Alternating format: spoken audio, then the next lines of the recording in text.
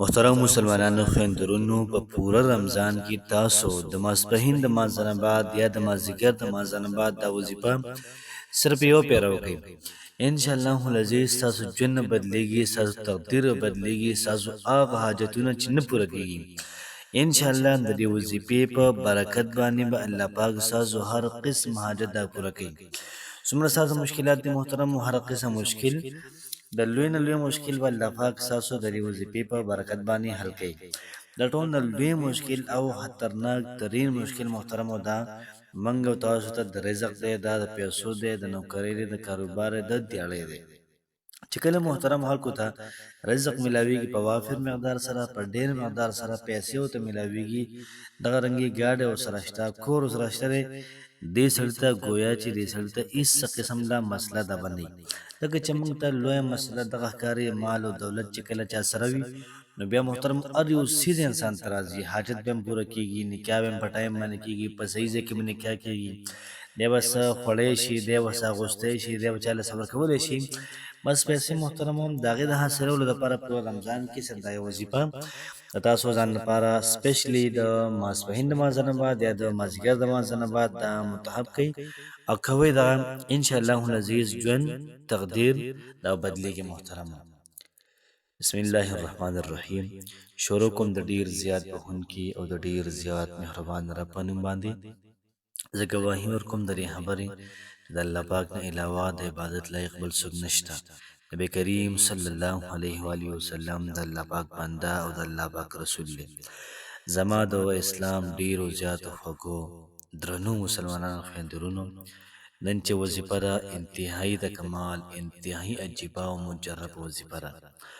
بس کمی صرف د هغه کسانو دی چې کوم کسان یقین کوي، یقین کوونکي کسانو ته پکار چې میدان ته رودنګي او د وظیفه رمضان مبارک کې 314 پیرې د ماسپښین د لمانځه نه بعد یا د مازدیګر د لمانځه نه بعد دا شروع کړي.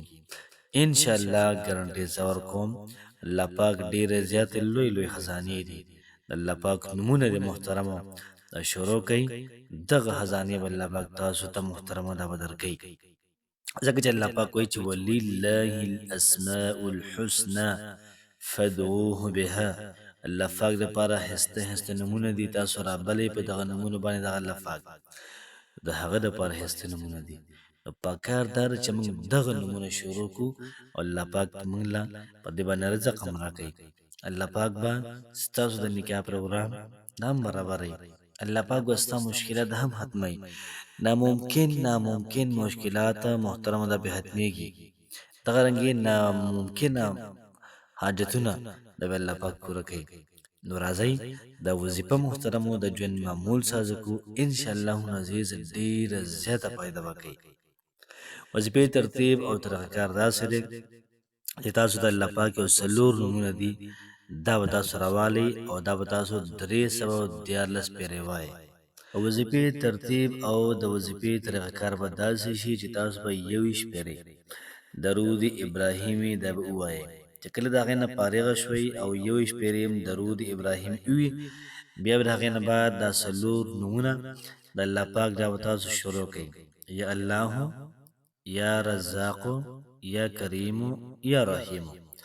والله پاک ویم چې زما لپاره ښکلي ښکلي نومونه دي، په هغې نومونو ما رابله. کوشش کول پکار چې په دې نومونو الله پاک موږ راوبلو. یا الله دا اسم ذات دی، په دې باندې ستا هر مسله د حل کېږي. یا رزاق، یا رزق ورکوونکي، د رزق مسلې، د پیسو مسلې، د کاروبار مسلې ټول په یا رزاق کې شته. یا کریم، یا ډېر زیاته عزت ورکوونکي، عزت به درکېدله. یا رحیم، یا ډېر زیات مهربانه.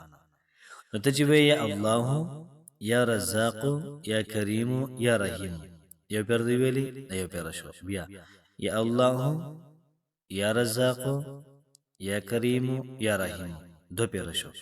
نو په دې ترتیب باندې تاسو وظیفه شروع کړئ، انشاءالله العزیز رمضان به تېر نه وي، الله پاک به ستا مشکل دا به حل کړی، الله پاک به ستا حاجت دا محترم پوره کړی وي، الله پاک به ستا هر قسمه دعاګانې به درله قبول کړي.